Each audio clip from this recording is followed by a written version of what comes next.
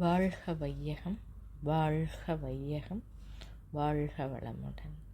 குரு வாழ்க, குருவே துணை. சிந்தனையை உடல் நலத்தை சீரமைத்து உய்வித்த குருவே வாழ்க. இந்த விளக்கப்பட காட்சியை குரு சூக்கும உருவில் வந்து வழி நடத்துவாராக. வாழ்க வளமுடன். இறைநிலையின் பேரறிவை தத்துவத்தை தெளிவாய் எவராலும் மொழி மூலம் விளக்க முடியாது. முறையாக எப்பொருளும் இயங்குதற்கு ஏற்ற உருவமைப்பு, குணம், காலம், ஒழுங்கமைப்பு எல்லாம் நிறைவாக தவறு இன்றி எவ்வியக்கம் அதிலும் நேர்மையோடு நிகழ்த்தும் ஒழுங்காற்றலே அறிவாம்.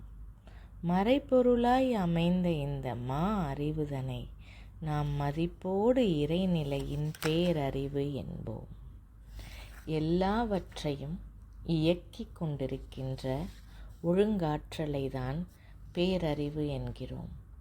தோற்றப் பொருட்களில் அமைப்பு, துல்லியம், ஒழுங்கமைப்பாக இயக்க நியதி வழுவாது செயல் புரிவது பேரறிவு.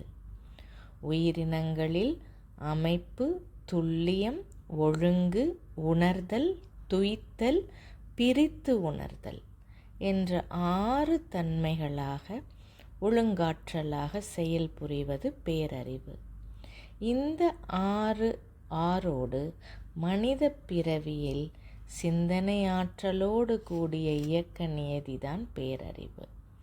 பிரபஞ்சத்தில் உள்ள விண்துகளோ, கோள்களோ, நட்சத்திரங்களோ ஒன்றை ஒன்று மோதாமல் அதனதன் பாதையில் அந்தந்த காலத்தோடு நியதி மாறாமல் சுற்றி வருகின்ற இயக்க ஒழுங்கே இறைநிலையின் பேரறிவு. அணுக்கள் ஒன்றோடொன்று சேர்வதற்கும் பிரிவதற்கும் ஒரு இயக்க நீதி. இத்தனை அணுக்கள் சேர்ந்து இயங்கினால் இன்னின்ன ரசாயனத்தை அது மையத்தில் இருந்து வரக்கூடிய காந்த அலை உற்பத்தி செய்வது இறைநிலையினுடைய பேரறிவு. இவ்விளக்கப்பட காட்சியில் நுண்ணணுவில் பேரறிவின் செயல்பாட்டினை பார்க்கலாம். அருட்தந்தை அவர்களது பிரபஞ்சத்தின் மாதிரி இந்த படம். ஒரு கழுகு பார்வை. இந்த படத்தில் நடுவே பந்து போன்ற அமைப்பு நமக்கு கண்களுக்கு தெரிந்த தொடர்பு கொள்ளக்கூடிய அடையக்கூடிய பேரியக்க மண்டலம். இதன் ஆரத்தின் அளவு 18,100 கோடி ஒளி ஆண்டுகள். அடுத்து இந்த இரண்டாவது அடர் பிங்க் வட்டம் நமது கண்களால் காணக்கூடிய ஆனால் இன்று வரை தொடர்பு கொள்ள முடியாத, அடைய முடியாத பேரியக்க மண்டலம்.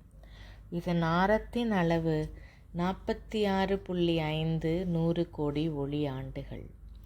இறுதியாக நீளத்தில் உள்ள பேரியக்க மண்டலம் பார்க்கவும் முடியாது. இதன் ஆரத்தின் அளவு 61.6 கோடி ஒளி ஆண்டுகள், 100 கோடி ஒளி ஆண்டுகள்.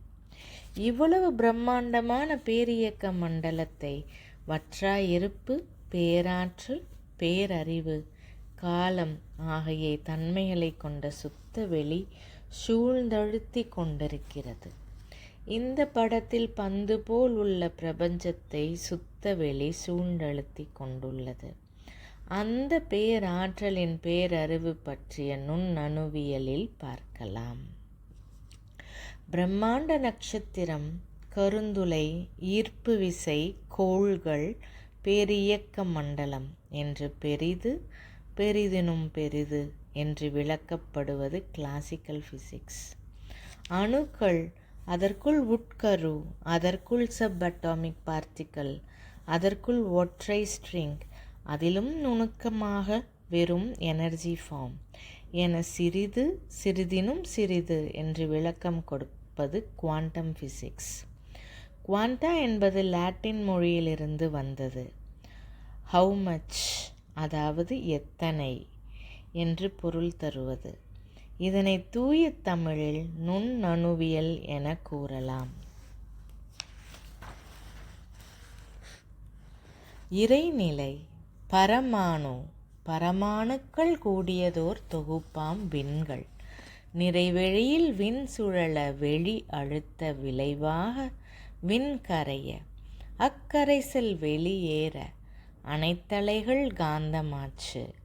மறைபொருளாம் காந்தமென்ற நுண்துகளின் தன்மாற்றம் அழுத்தம் முதல் 5 முடிவு நிலை மனமாம்.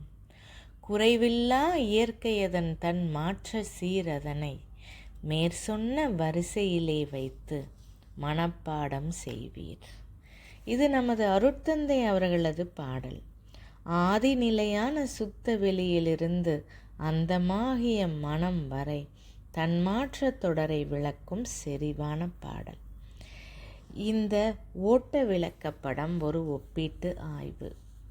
அருட்தந்தையின் தன் மாற்ற தொடரையும் அறிவியல் முன்னேற்றத்தினையும் ஒப்பிடலாம்.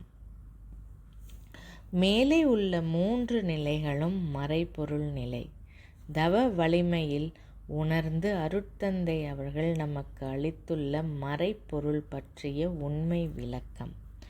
அறிவியல் இன்னும் தடம் பதிக்காத நிலை. நடுவில் உள்ளது நுண்ணணு நிலை.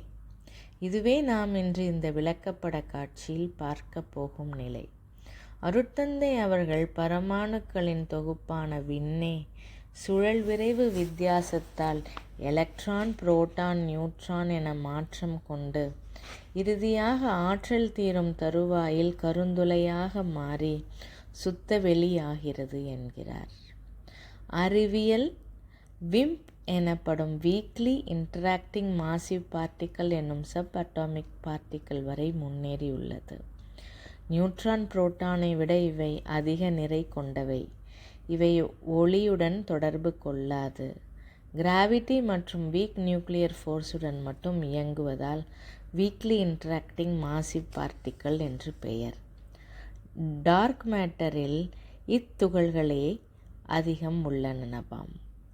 கடைசியாக நிறை பெரிது, பெரிதினும் பெரிது என்னும் தோற்ற பொருட்கள் பற்றியது. நமது பேராற்றலின் பேரறிவின் தன்மைகளான அமைப்பு, துல்லியம், ஒழுங்கு, தோற்ற பொருட்கள் அனைத்திலும் செயல்புரிகின்றன.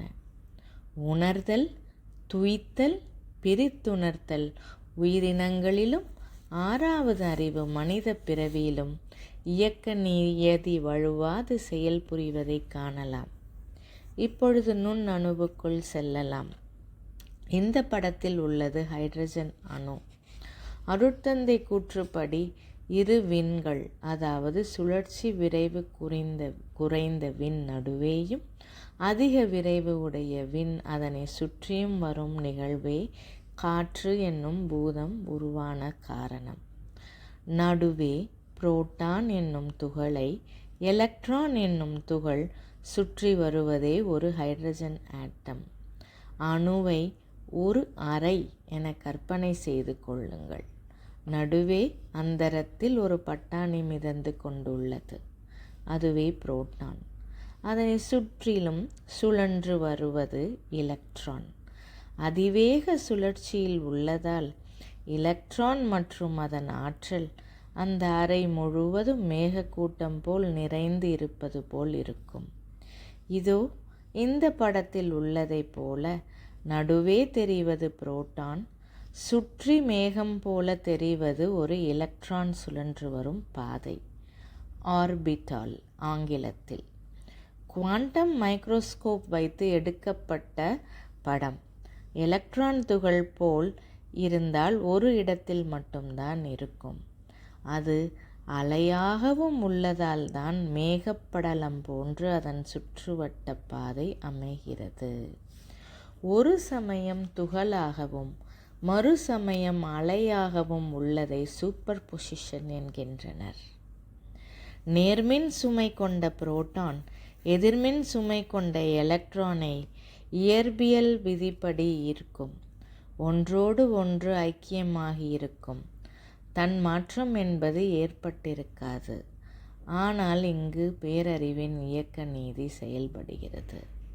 எலக்ட்ரான் ஒரு அலையைப் போல தனக்கே உரிய ஆற்றல் நிலையில் சுழன்று சுற்றி வருவதால் ஏற்படும் விலக்கு விசை இரண்டும் நடுநிலை அடையாமல் காக்கின்றன.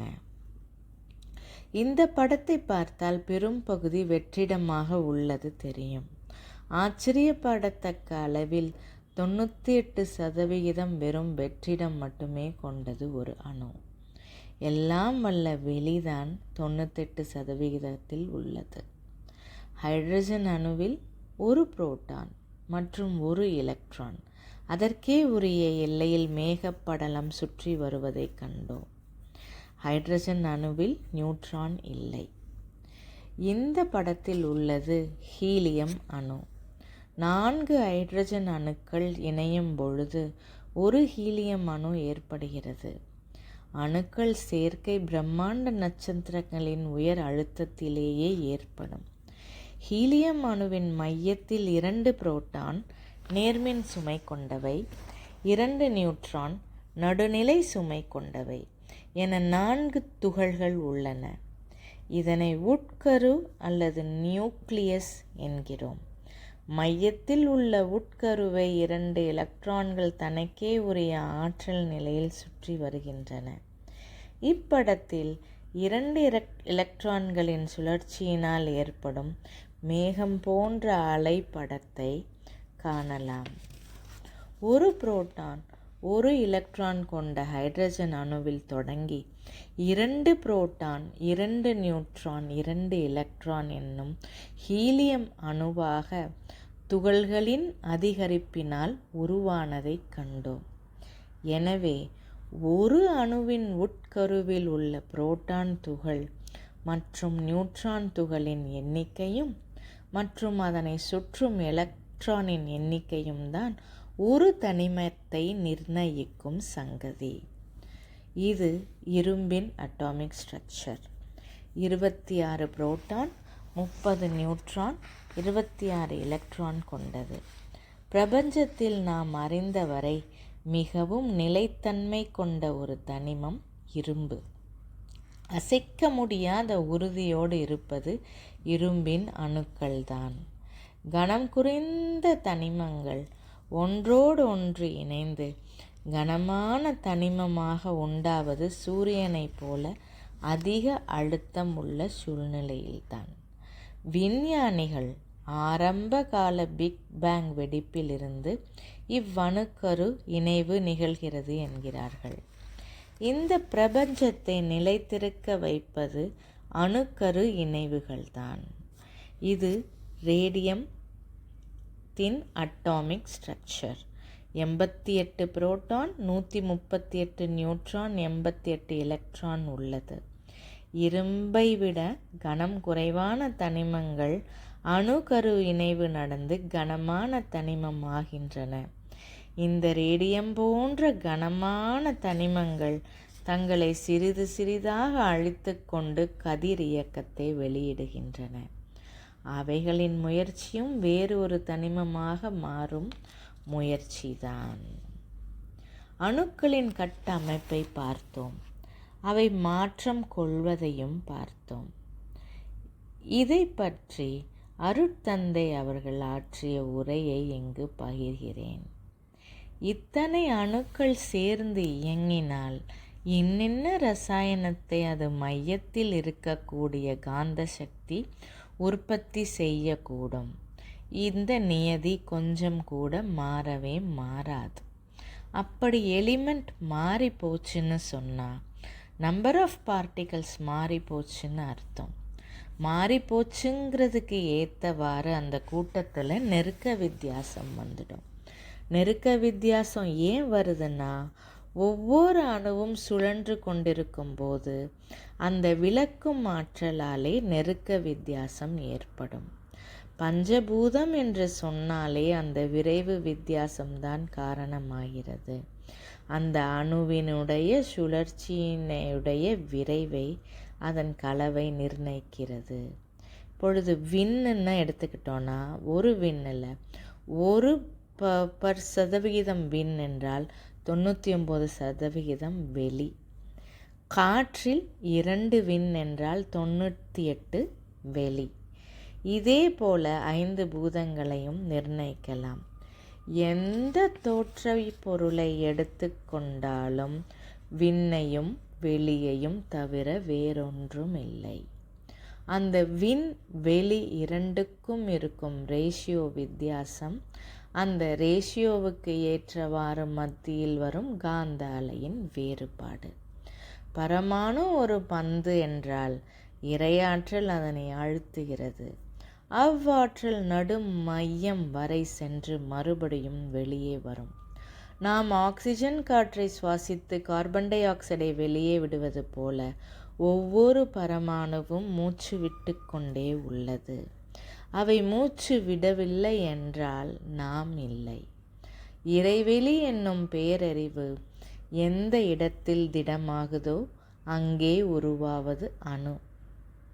அது சுழல சுழல சூழ்ந்தழுத்தும் ஆற்றல் உள்ளே போய் வர வர அந்த அலை இறைவெளியில் கலக்கும் பொழுது காந்தம் அணுவில் நுழைந்து வெளிவந்து சேருகிறது. அணுவின் எண்ணிக்கைக்கு ஏற்ப தன்மை மாறுகிறது. இது விஞ்ஞானிகள் கூறும் அணுவின் அடிப்படை துகள்களின் நிலையான வடிவமைப்பு. இதுவரை 18 துகள்கள் வரை கண்டுபிடித்துள்ளனர். 2 அப் குவார்க் அண்டு 1 டவுன் குவார்க் சேர்ந்தது தான் ஒரு புரோட்டான். அதே போல ஒரு நியூட்ரானில் 2 டவுன் குவார்க் மற்றும் 1 அப் குவார்க் இணைந்து உள்ளது.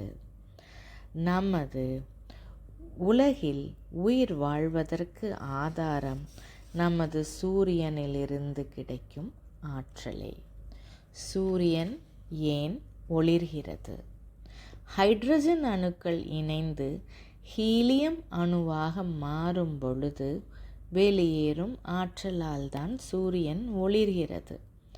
ஆனால் இந்த இணைவு நடக்க குறைந்தபட்சம் 100 மில்லியன் கெல்வின் அளவு வெப்பம் தேவைப்படுகிறது. ஆனால் நமது சூரியனின் வெப்பம் 15 மில்லியன் கெல்வின் மட்டுமே.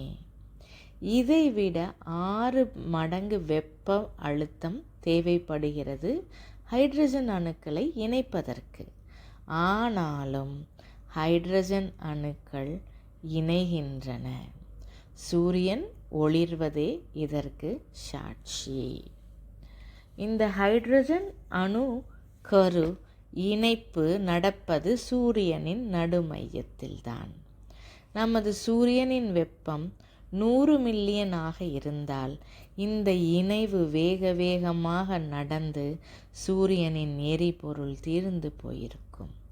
உலகில் உயிர் தோன்றியிருக்க முடியாது.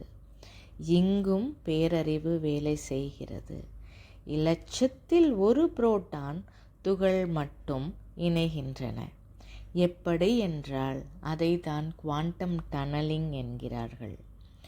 இந்த படத்தை பாருங்கள். ஒரு பந்து சுவற்றை நோக்கி அடித்தால் திரும்பி வரும். சுவரை தாண்டி போக முடியாது. ஆனால் ஒரு ஹைட்ரஜன் புரோட்டான் அலை வடிவிலும் இருப்பதால் லட்சத்தில் ஒன்று தடையை மீறி மற்றொரு ஹைட்ரஜன் புரோட்டான் துகளுடன் இணைகிறது. இங்கு தடை என்பது அணுவின் மையக் கருவை பிடித்து வைத்துள்ள கனமான ஈர்ப்பு விசை. 4 ஹைட்ரஜன் அணுக்கள் இந்த முறையில் அடுத்து அடுத்து இணைந்து ஒரு ஹீலியம் அணுவை உருவாக்குகிறது. இந்த இணைதலில் வெளியேறும் எலக்ட்ரான் ஆற்றலாக சூரியனை ஒளிரச் செய்கிறது. இந்த படத்தில் உள்ளது போல சூரியனின் நடு மையத்தில் உருவான ஆற்றல் சூரியனின் வெளிப்புறம் வர 10,000 வருடங்கள் ஆகும். அதன் பிறகுதான் நம்மை வந்து அடைகிறது. எனவே நாம் இன்று உணரும் சூரிய ஒளி உருவாகி 10,000 ஆண்டுகள் ஆகிவிட்டது.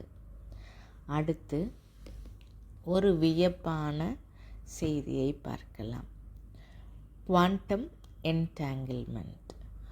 ஒன்றோடு ஒன்று இனம் காண முடியாத பிணைப்பில் பிணைந்து இருக்கும் இரு துகள்களில் நடக்கும் விசித்திரம் இது. இதில் ஒரு துகளை நீங்கள் சீண்டினால் அடுத்த துகளில் எதிரொலிக்கும். என்ன ஆச்சரியம் என்றால், அந்த இன்னொரு துகளை நீங்கள் ஒரு ஒளியாண்டு அல்லது பிரபஞ்சத்தின் இறுதியில் தொலைவில் வைத்தாலும் இது வேலை செய்கிறது. இது இரு துகள்களிடையே தகவல் பரிமாற்றம் ஒளியை விட வேகமாக செல்கிறது. நமது அருட்தந்தையின் இறைநிலை தவத்தில் ஒரு இனிய ஒப்பீட்டை கூறி எனது உரையை முடிக்கிறேன். நமது கருமையத்திலிருந்து எண்ணங்கள் மூளை மூலமாக உலகோடு தொடர்பு கொள்கின்றன. இது மூளையினை கட்டமைக்கும் நியூரான் என்னும் செல்கள். ஒரு செல்லில் 100 டிரில்லியன் அணுக்கள் இருக்கலாம் என்கின்றனர்.